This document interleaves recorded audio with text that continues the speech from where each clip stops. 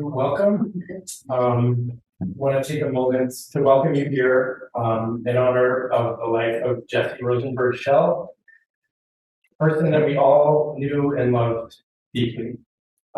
Guys, welcome. From the interwebs. You're all here with us.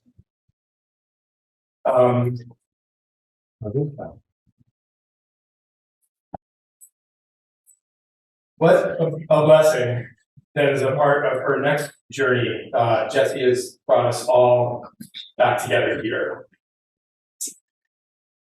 Jessie held me and close and kept me safe during foundational moments in my life. She was my English teacher. She was my best friend's mother. She showed me how to read, to garden, and to say what I mean. People come to Walnut Hill to blossom, and Jessie was the sun for a whole lot of us at this point. Her story is now complete in this world. We can now honor her greatness and forgive her flaws, but we no longer need to be prepared for them. We can now bask in the warmth of her laugh, the memory of her lemon chicken and rice with steamed artichokes, one of my personal favorites. The liters of red wine, the cartons of cigarettes, and piles of books and papers she always had around to read. The way she threw her head back with joyous laughter, the cosmos in her flower beds. I remember she would always leave campus by driving past Kiter, and if she lit a cigarette passing the dance center, she could get 2 down before she got home.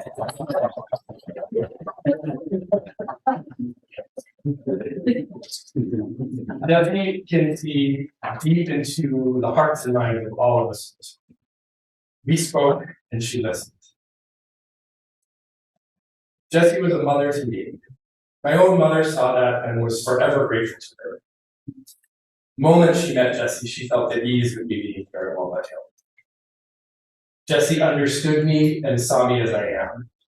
Understood me in a way that I hadn't understood myself. I felt her here with me while I was writing this editing. A few years ago, I learned that when a person that is foundational to you dies, you suddenly take ownership of your bodies. They awaken in you. Reflect this for the world to see, and they come alive in you. That spark reflected in the eyes of all of the people that witness their light in you. When you feel sad or lonely, you can search inside yourself for these gifts. You will feel uplifted, loved, held, and whole. The wisdom of all the ones that you've loved and lost lives inside you. They are always right here with you, every step of the way if you look deep enough. I want us all to take a moment now to open our hearts and let Jessie in. And close your eyes if you want to. Feel her. Remember the things that she taught you. The attention and care she put into her relationship with all of us. The love she wrapped us. Let's fill the room with Jessie.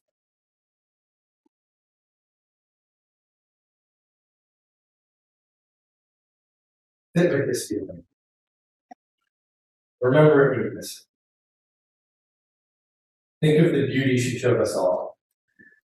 The imaginations she fostered. The laughter. All of this is still ours to value. Let her boundless capacity for love, forgiveness, and empathy become yours. Her magic is now our magic to share with the world. So let's use it as widely and compassionately as she did.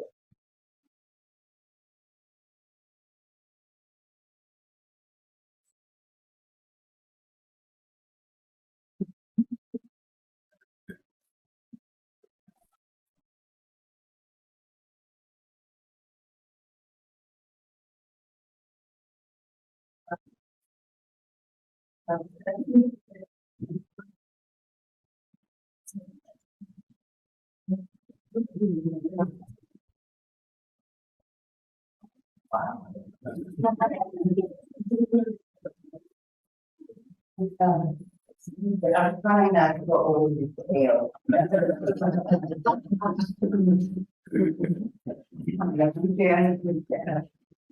And Jessie was not only a long time colleague, but a very dear friend, a very dear friend. And I was so pleased when Susanna asked me to read a poem. And it's by Mary Oliver. It's called When Death Comes. And Mary Oliver was a very favorite poet of hers. When death comes like the hungry bear in autumn, when death comes and takes all the bright coins from his purse dividing and snaps the purse shut. When death comes like the measles pop, when death comes like an iceberg between the shoulder blades, I want to step through the door full of curiosity, wondering what is it going to be like, that cottage of darkness.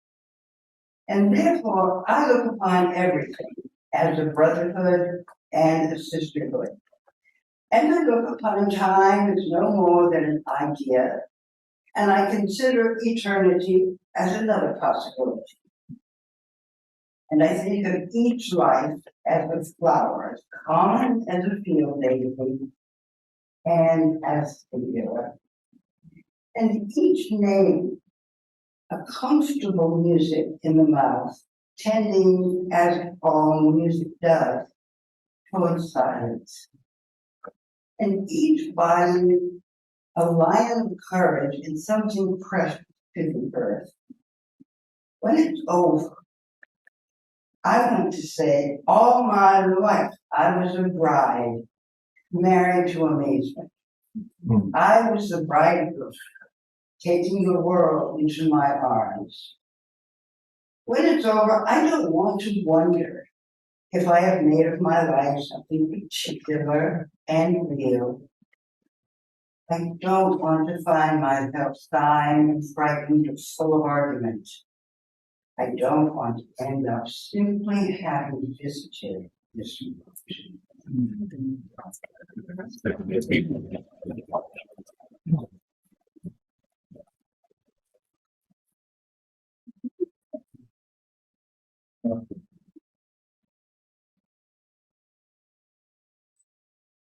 I want to keep the mic low.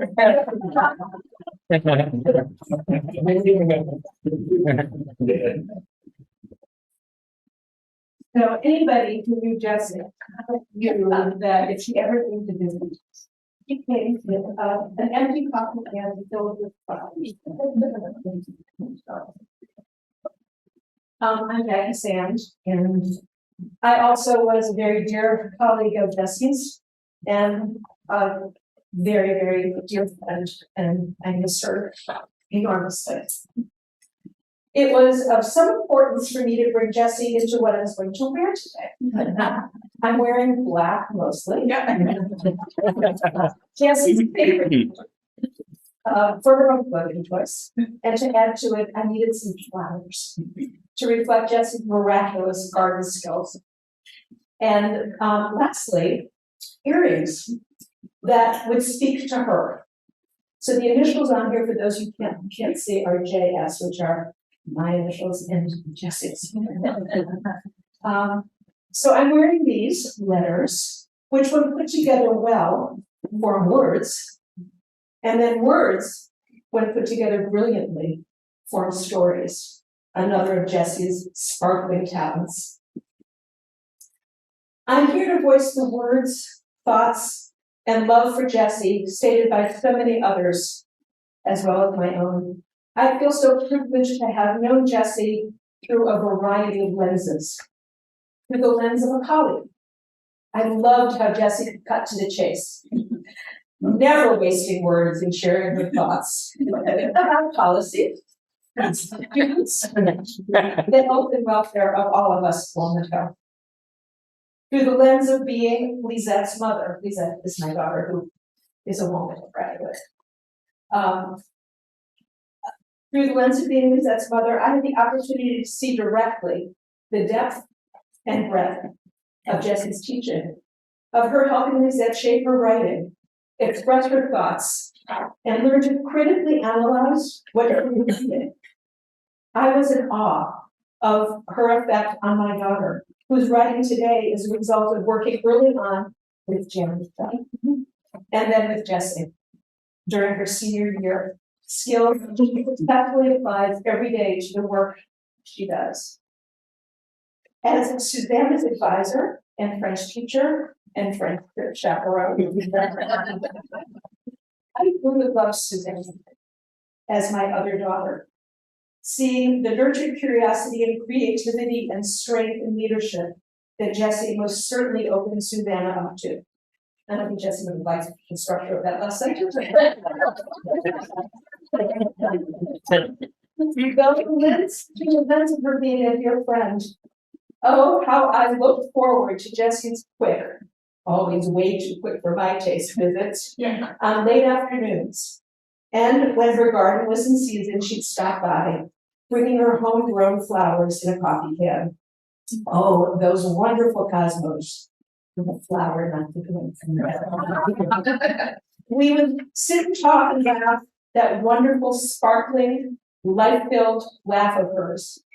A group of us at Walnut began to meet together at the end of the school year, creating our ladies' lunch addiction. The once a year turned into several get-togethers every year and continued today. And we're always missing Jessie and have since she moved away. We shared thoughts, fears, hopes, and dreams about our present and future lives, enjoying fantastic meals, usually prepared by Jim, or our repeated summer lobster fest at Nancy Fraser's on the Cape. Conversations were always full of Jessie's superlatives. The most delicious, the funniest, the smartest, the nastiest, the most peaches. She had opinions about it. And she surely was insightful, and we miss her every time we get together. As a reader of her never-ending book recommendations, I discovered Anne Lamott, Anne Patchett, and so many more, as did many others in this room, I would guess. I wish beyond anything that Jessie were here today, to hear what everyone is saying about her, to read on Facebook the eternally grateful comments written by her former students. She was so absurdly honest and modest that I fear she would think it was all made up. Here are a few comments that I've taken from postings on Facebook from Virginia Bassett, who's here right now. Her open-hearted, gushing, embracing love emanated from her every aspect. Felt familiar, authentic, mirrored, right, true to me, and showed me how to be that way in the world. I loved her so much. From Alex DeColvis. She was a gifted teacher and an incredible light for so many of us. What I learned from her cannot be measured. I can hear her voice and laugh so clearly in my memory, and always will. From Sue Beatty. As I read the beautiful tributes to Jessie, I am struck by the fact that she infused those who knew her with the magic and power of words. There is no better legacy. And lastly, from Val McKee. She was and is a model to my approach to teaching, and she made me feel less invisible. I think Jessie also did that to a lot of people. This world and all of us in it are better because of her. And this is me. I am ever so grateful to have Susanna in my life. Jessie's spirit moves on.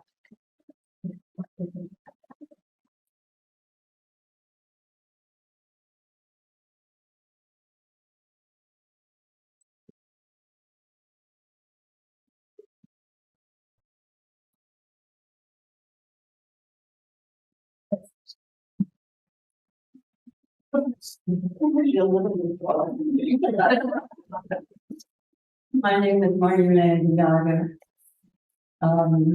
And I'm very honored that Susanna asked me to read one of her mother's poems, which I will end with. But first, a few remarks.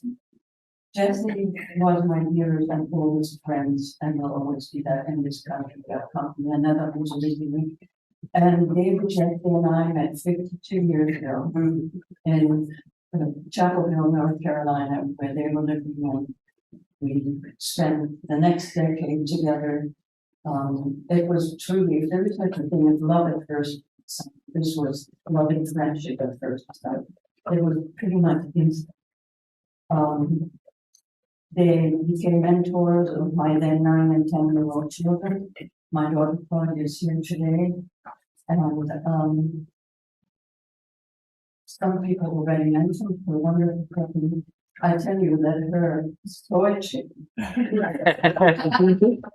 to this day is still one of the favorites, not only in our household, in my children's household, but all the grandchildren love it too. That decade of living near each other and seeing each other all the time laid a foundation for remaining close until today, despite our subsequent geographical distances. When David and Jessie moved to Israel, then to Greece, to Boston, to Texas, and eventually ending up in North Carolina again. I'm speaking of two other places. And Claudia and I visited David and Jessie last year in Asheville, last December. So like the last time we saw her, but it means so much to both of us that we've been there with her and David.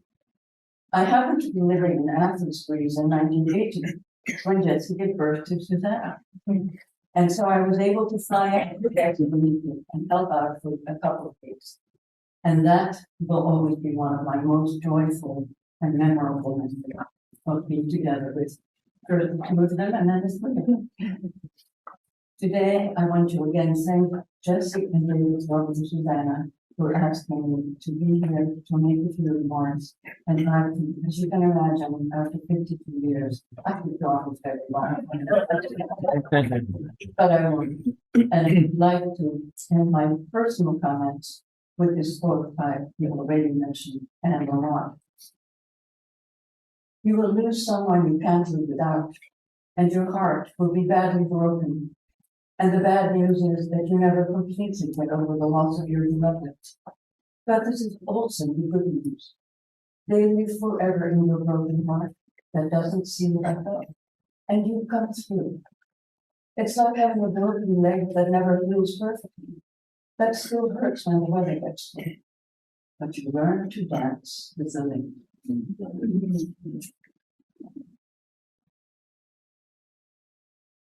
To the children selling lightning bugs by Jessie Schell. They rushed against the glass dome, wounding each other. The light dribbles off them like blood. Wings are eyelashes, battling against light, their own light. Meaning. Like bombers kamikaze into darker than yet known, they fall. Their batteries slowly weaken. The signal to the fleet, those sparks.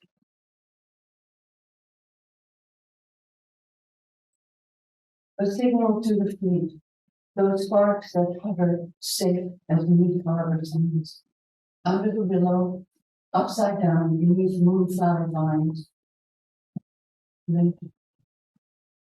We are breathing a curtain of air. We are finished with flowers, finished with leaves.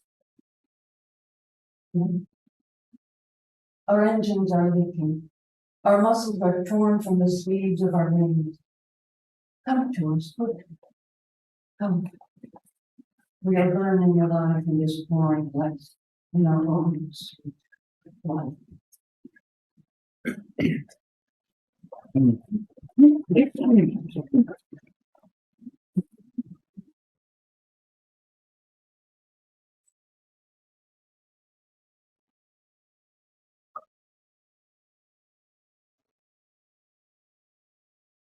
God bless you always. May your wishes all come true. May you always do for others and let others do for you. May you build light to the stars, climb on it, may you stay ever.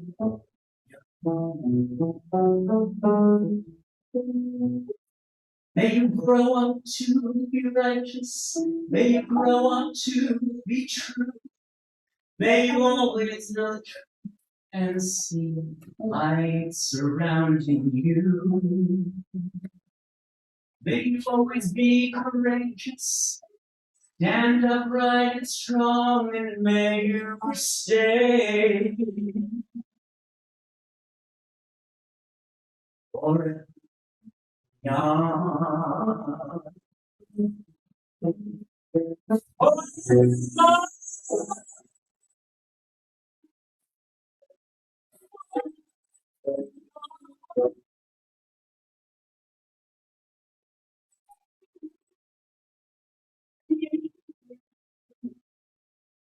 Forever young.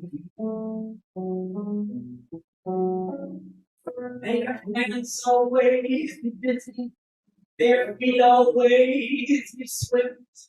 May you have a strong foundation when things change. May your heart always be joyful, may your song always be sung, and may you stay forever. Forever.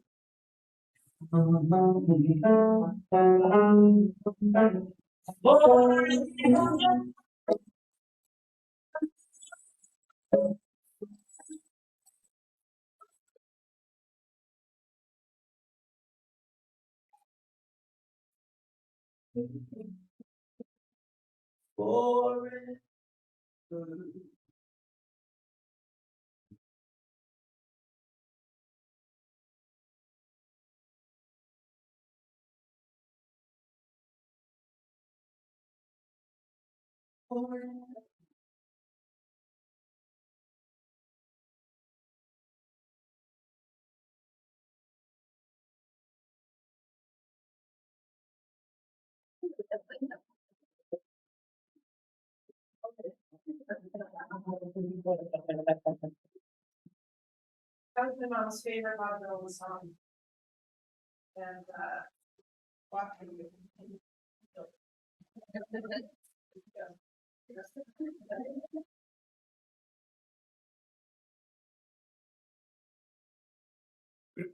Last time I stood here was my mother retired from Walnut in 2003. Never felt me.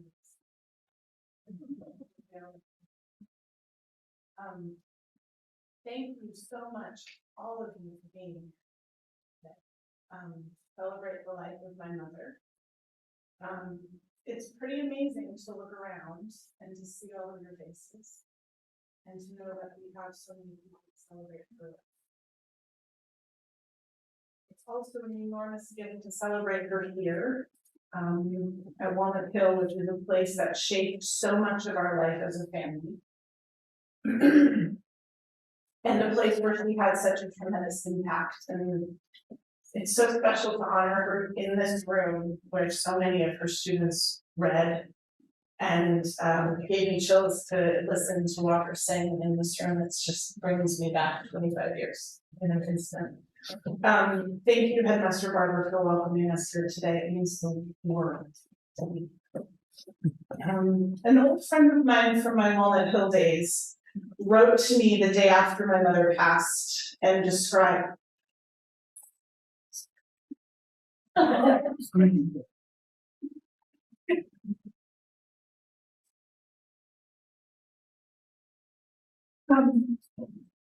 I was just about to say it took my breath away a bit, just like what just happened. I thought to myself, have I ever described my mother with such simple clarity? My friend wrote, quote, her amazing sense of humor, her dreamy accent, her honesty, the gorgeous and complex intensity of your relationship. So many of my mother's powers and so much of her beauty encapsulated so well in a text message. But of course I thought, there is so much.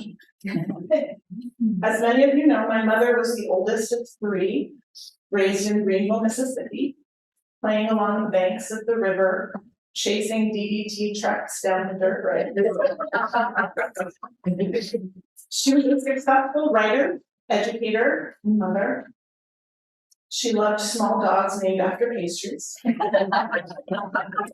She loved birds, flowers, reading, New Yorker cartoons, pimento cheese, waking up early, music, stickers, Tic Tacs, cigarettes, wine. She lived in different parts of the world and different parts of the country. She wrote really great letters and was an expert discount shopper. She always played Girl from Ipanema at dinner parties, and she made me roast beef on the nights when I returned home from college. She was a seeker of joy, a mother to many, not just to me. But my mother was also a walking paradox. She would have loved to have been in this room with all of you. She would have circulated, connected, laughed, listened intently, and would have left here satiated from hearing all about you. But she would have also claimed utter dread prior to arriving, and when reaching home, she would have collapsed in bed with her loud and heavy sighs, a true introvert. She often spoke of how terrified she was of speaking in front of people, and yet the grace with which she led a classroom or gave a reading sure did fool all of us. My mother swore she had to abandon the Deep South because of the mess that it was and the mess that it is. Yet she clung so tightly to how it shaped her, how it fed her, and how it looked and tasted and smelled. My mother was sweet and loving and nurturing and thoughtful, but she could put you in your place faster than you could say bless her heart. For how big feeling and emotionally messy she could be, she craved order. A neat and tidy home and small pretty things organized on display. Collections of blue glass, little brass figurines, painted ceramics. As Jackie mentioned, she loved color, but she only wore black. And she loved so fiercely and created a space in her office or her sunroom that would invite anyone to reveal all of one's feelings and deepest needs. She would feel with you and for you. But she also ran away from feeling. She ran away from grief. She often denied herself this same freedom of letting others hold her heart. And I see today as being an opportunity to honor and hold her heart for her, so as to help our own, which is what I think she would have wanted. Despite the contradictions, one thing I know we can all agree on is that my mother was a natural and gifted teacher. She loved prose and poetry so much, and she loved people so much, it was like she'd gone to heaven. I recently came upon my mother's copy of a Norton anthology of short stories that she used in her senior English class. And her passion for writing was evident by how she had highlighted almost every damn line. And underlined them and circled them and exclamation points. Her passion came out in her preparation. People often assumed it was difficult for me to be a student of my mother's. I mean, I passed up AP English with Jen and Beth, so it was a big sacrifice. But it was not difficult. Even though, if I hadn't read the short story, she wouldn't hesitate and would just walk past me while handing out the quiz and say, "No, I'm going to give it to you and read it."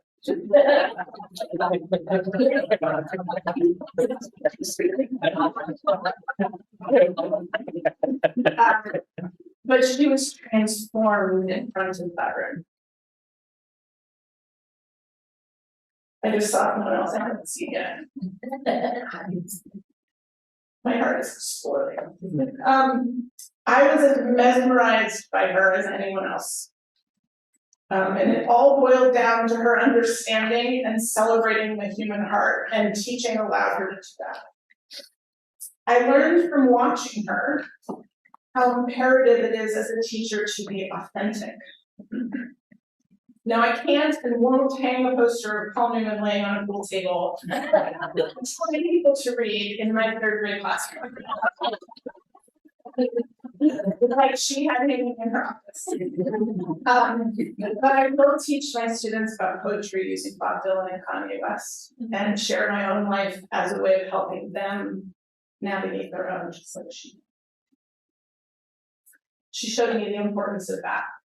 And she also showed me how loving and honoring who each student is far more important than content. Making young humans feel seen, heard, and important is paramount. My husband, Anthony, God bless him, just expects now that I will bring my students to their soccer games and invite them into our home and provide them for all the things that they need, and it's because that's what my mother did. Our home was their home if they needed it to be, and there's a lot of people in this room for whom it was a home. And I benefited from it. So many of her former students over the past month have written to thank me for sharing her with them. But it was all of them that she shared. I learned so much from the beautiful humans that she opened our home to. My mother wrote to me in an email the week before I started my very first teaching job, which had been delayed by a hurricane. Quote, "If you just can't quite believe in yourself, please believe in all of us, a huge number of people who believe in you completely and with huge good reasons." This, I trust, is how she made many, many, many other people feel. That they had someone who believed in them and that they should believe in themselves. I hope that before you leave today, that you'll take a look at some of the letters and tributes from former students on display. There's a book that Virginia made that has so many tributes. Their words of adoration and gratitude say it all. But of course, the other thing that's clear to all about my mother is she was a magician with words. She can encapsulate a feeling with imagery that left you with all your senses firing. She could write you a letter that lifted you up off the ground. When I followed all my friends to New York, like for college, my mother sent me away with a packet of printed out hand-typed recipes, even though there was no way of making them in the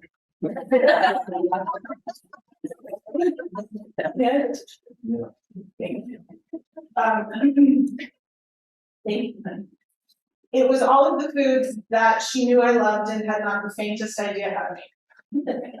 Lemon chicken with rice, roast beef with baked potatoes, chicken soup, chili, cold broccoli soup. So when we sat through many a dinner party in our apartment where I made roast beef after roast beef. But because each recipe was written in her words with her own directions, you can imagine the flourish. Squeeze the potato gently to see if the softness gives. Check the spinach constantly to see how wilted it becomes. Do not let that water too deeply green. You're going too hard.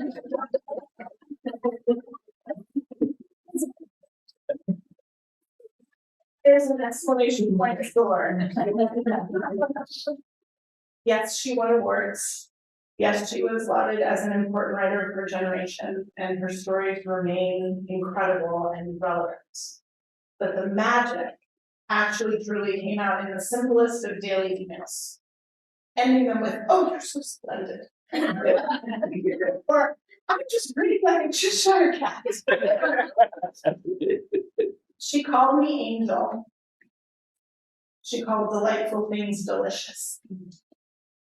Everything was the worst or the best thing that had ever happened to her. The hyperbole of a complex human showing me how to be complex, how loving deeply and loudly is always better. But the histrionics manifested often as strong-voiced beliefs about herself. Mosquitoes would fly for miles to bite her. She always looked awful. She was a terrible cook, but she was so confident in ways that I can only dream of being, and ways which she was always very unaware. Though she hid at times, like we all do, and though she assumed the protective persona of self-deprecation, perhaps the greatest paradox of all is that what she preached like a gospel to me, and I'm sure to many others, is love yourself. Everything about yourself.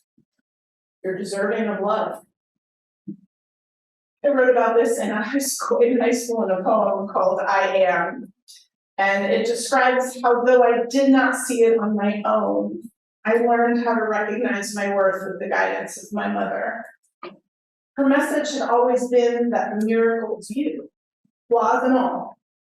That others loving you is beautiful, but the magic is loving yourself. Right before she passed, sitting with her, my thoughts turned to a real fear, a real doubt.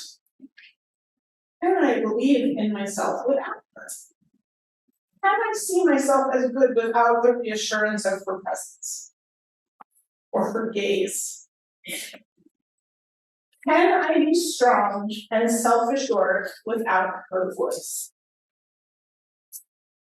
I'm still trying, Mom. I promise that I'll keep trying.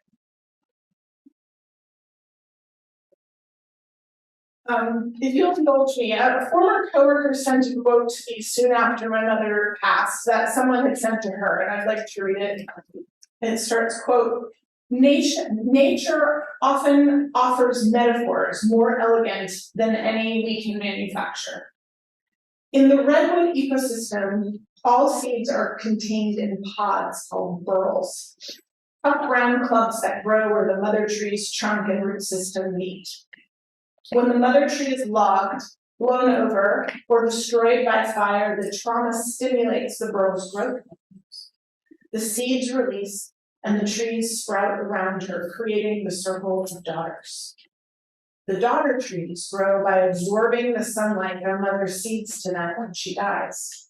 And they get the moisture and nutrients they need from their mother's root system, which remains intact even after her leaves die.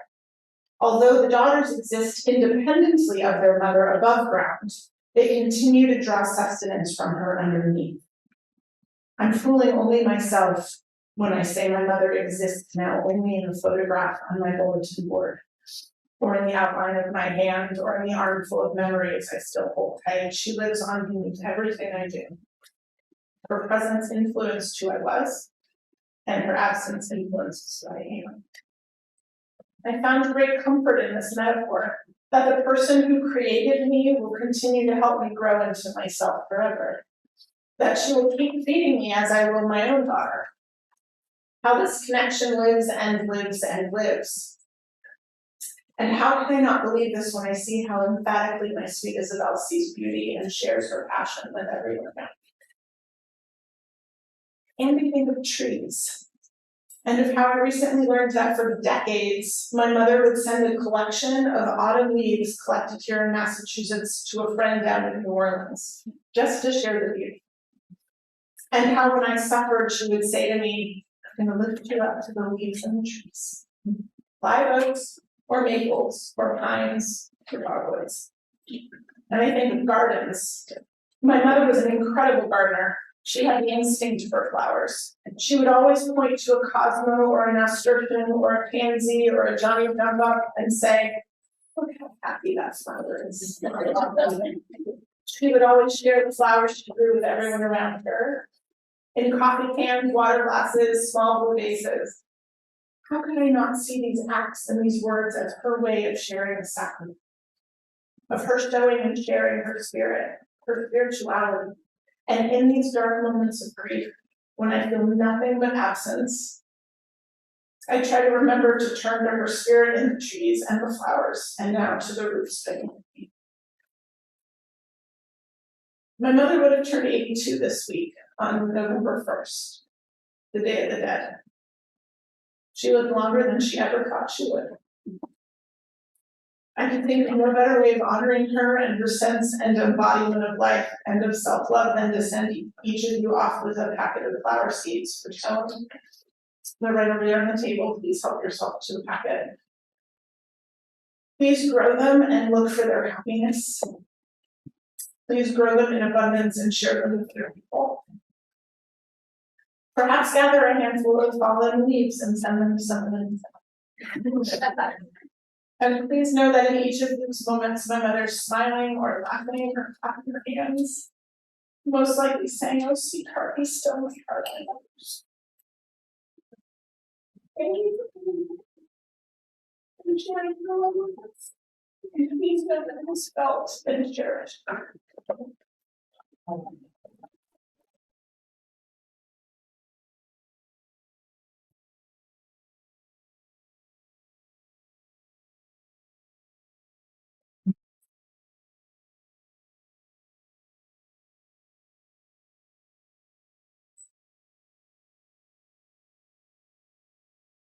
Thank you, everyone. There are refreshments in the hall. Thank you guys for coming.